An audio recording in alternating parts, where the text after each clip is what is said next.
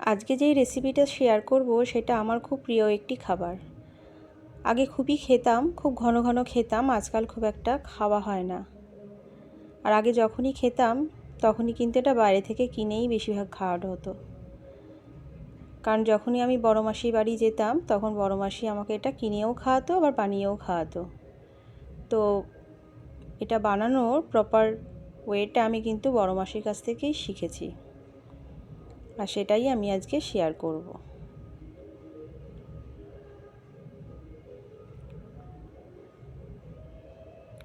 আজকে বানাবো ডাল পুরি।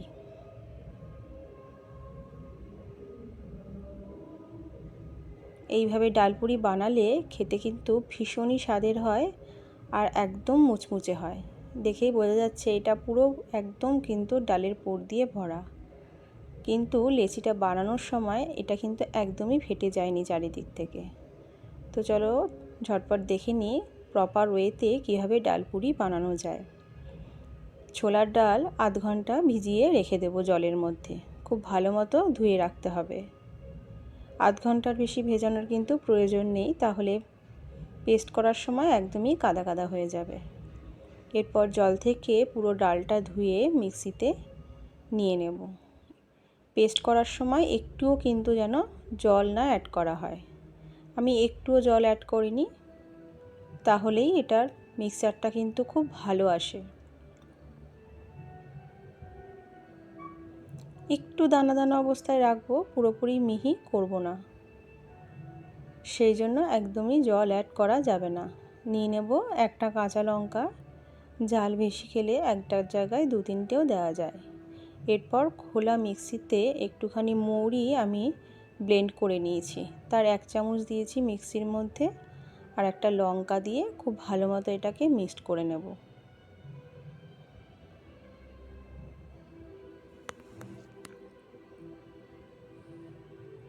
লাস্টবার ব্লেন্ডটা চালানোর আগে একটু আদা দিয়ে দেব, তাহলে এটা একদম ড্রাই হয়ে মিহি হয়ে একদম এটা কিন্তু হয়ে গেছে। একটু দানা দানা রয়েছে, একদম ঘন কিন্তু করিনি। এভাবেই খেতে এটা বেশি ভালো লাগবে। এরপর কড়াইয়ের মধ্যে খুব সামান্য পরিমাণ সর্ষের তেল নিয়ে নিয়েছি। অর্ধেক যে মুড়ি বাটাটা ছিল সেটা ফোড়নে দিয়ে দেব, আর দেব সামান্য জিরের গুঁড়ো আর ধনের গুঁড়ো, সামান্য একটু গোলমরিচও অ্যাড করব। এরপর মিক্সিতে ডালটা তুলে নেওয়ার পর যেটুকুনি লেগে থাকে সেটা খুব ভালো মতো জল দিয়ে ধুয়ে এর মধ্যে অ্যাড করব। জল অ্যাড না করে এভাবে জল অ্যাড করলে কিন্তু খেতে বেশি টেস্টি হয়।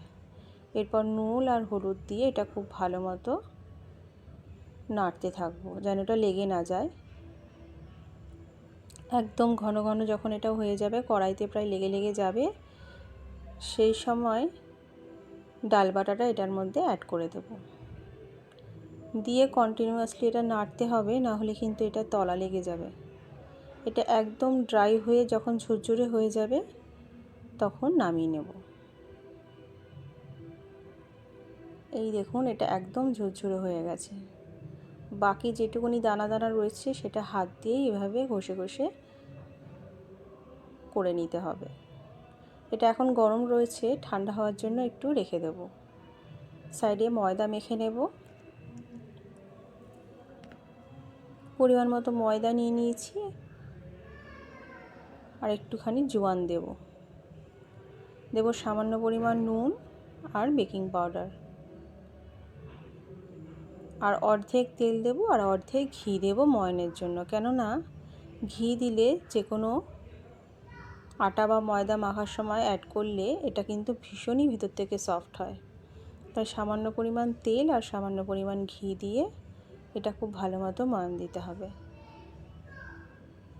হয়ে গেলে একটু একটু করে জল অ্যাড করে একটু শক্ত মতো করে ময়দার একটা ডো বানিয়ে নেব। একবারে জল দেব না, কারণ এটা যদি পাতলা হয়ে যায় তাহলে কিন্তু খেতে একদমই ভালো লাগবে না। তাই একটু শক্ত করেই এটা মাখতে হবে। তাই সামান্য একটু অল্প অল্প করে জল দিয়েই এটা মাখতে হবে।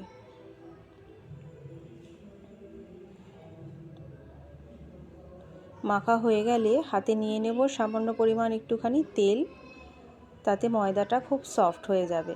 ময়দাটা মেখেও কিন্তু আধা ঘন্টা রেখে দিতে হবে, তাহলে ময়দাটা ভেতর থেকে খুব সফট হয়ে যাবে।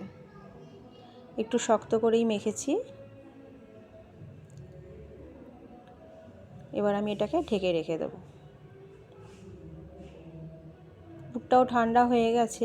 এরপর ধীরে ধীরে লেচি করে এর মধ্যে পুরটাকে ভরবো। একটু বড় করেই লেচি করেছি, কেননা লুচির থেকে বড় বড় শেপেই কিন্তু ডালপুরি হয়।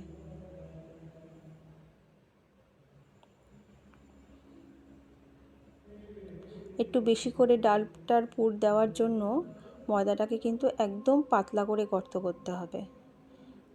এই যে এইভাবে কিন্তু পাতলা করে নিতে হবে। আর ডালের পুর যতটা বেশি হয় খেতেও কিন্তু বেশি টেস্টি হয়। এইভাবে চেপে চেপে কিন্তু পুরটা দিতে হবে। আর ডালেরটা যেন একটুখানি দানা দানা না থাকে, তাহলে বেলার সময় কিন্তু ফেটে যাবে, সেদিকেও নজর রাখতে হবে। তাই খুব সাবধানেই কিন্তু লেচিটা বানাতে হবে।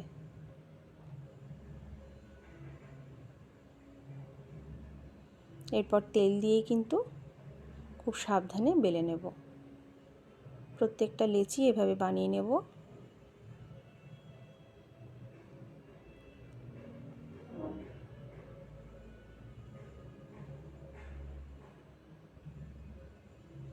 খুব সাবধানে বেলতে হবে, যেন ভেতর থেকে ডালটা বেরিয়ে না আসে।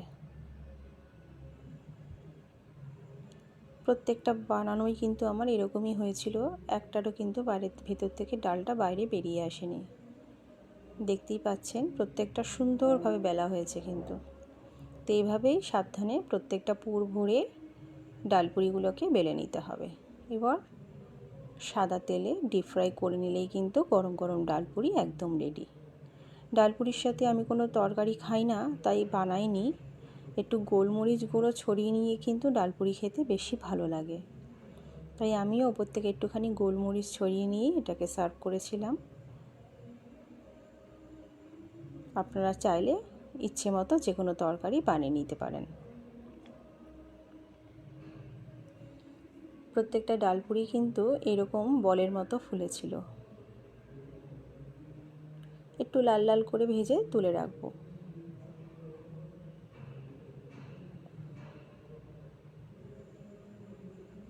খুবই টেস্টি একটি খাবার এবং আমার ভীষণ পছন্দের একটি খাবার। আপনারা অবশ্যই বাড়িতে ট্রাই করবেন এবং আমাকে জানাবেন আমার রেসিপিটা আপনাদের কেমন লাগলো।